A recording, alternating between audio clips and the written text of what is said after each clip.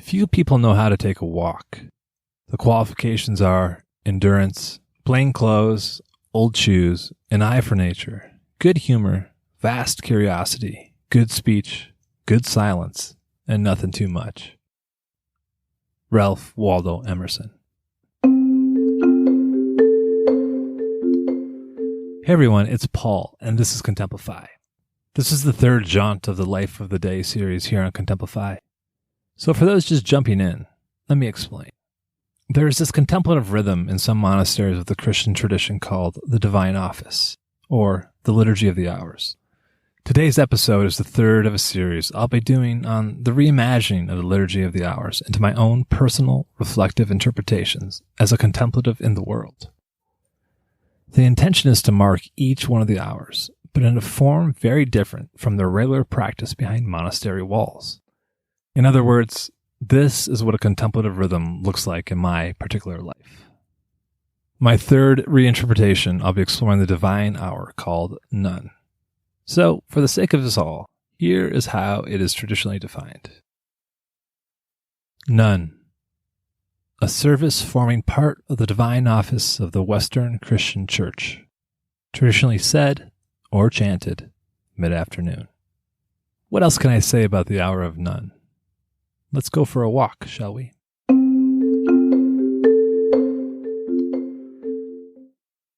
The body was not built for the office life.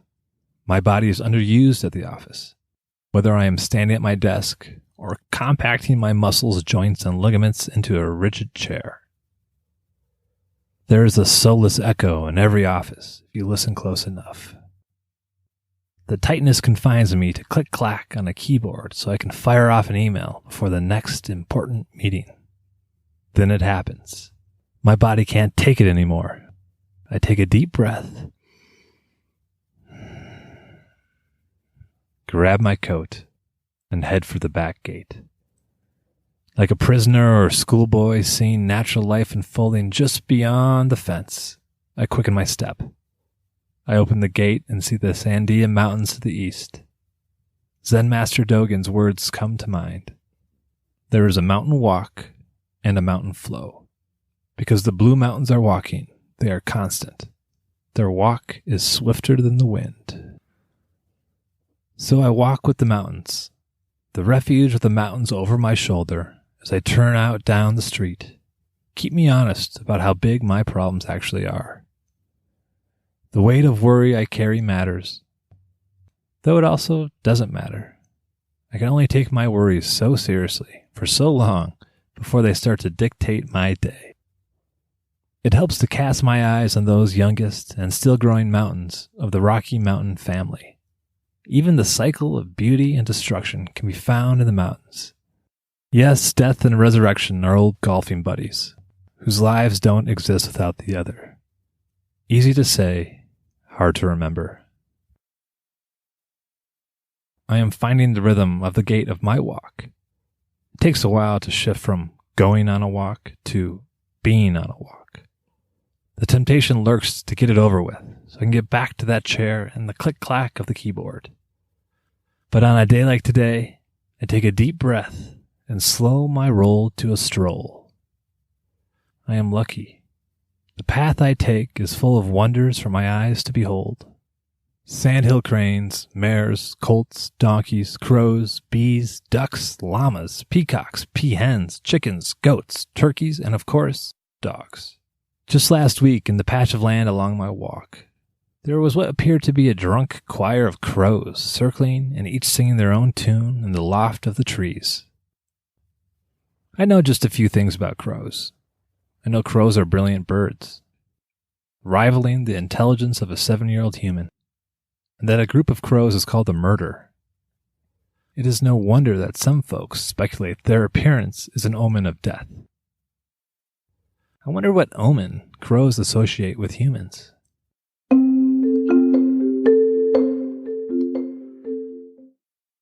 The immovable cottonwood trees line my path and create a canopy of cover from the nosy New Mexico sun. I keep in step, ever mindful of the used needles that litter my way, a reminder that one is always in relationship to suffering, even if it was just bearing witness to its remnants.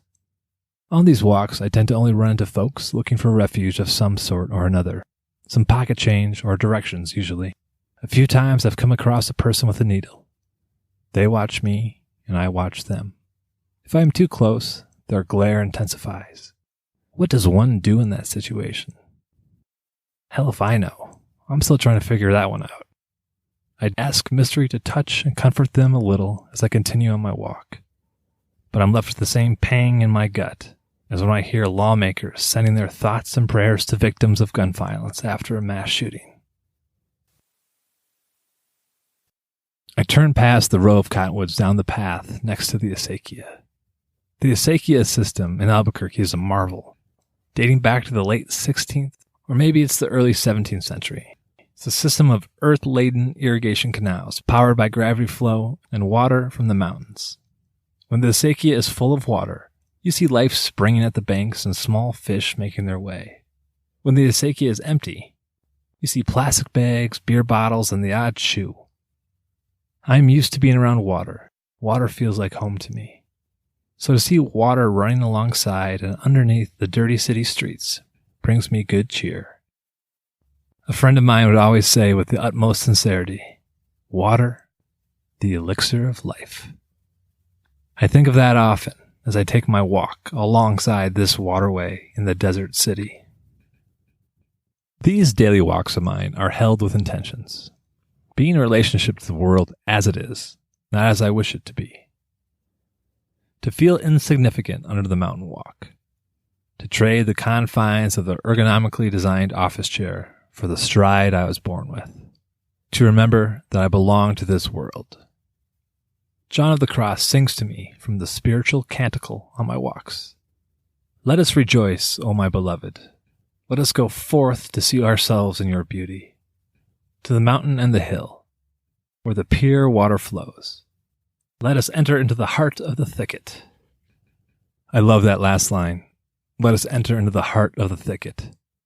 The praises resound for mountain, hill, and pure water as communal reflections of the beloved's beauty. Then comes the entrance into the heart of the thicket. A lot comes to mind when I think of a thicket, a space of overgrown bushes, a difficult way to make your way through, a passageway that leaves its mark on you as you leave your mark on it. The heart of the mystery seems to lie in the thicket, in the brambles, the depth of the path that offers no easy comforts. I am in the thicket. I am in this world, in this mystery. I make my final steps of this walk back into the office. The hum of the overhead lights is soon drowned out by the clickety-clack of keyboards. The echo of one another's fingers sending off messages into the ether. Matters of consequence appear to be everywhere. May I always remember to respect and seek out the heart of the thicket.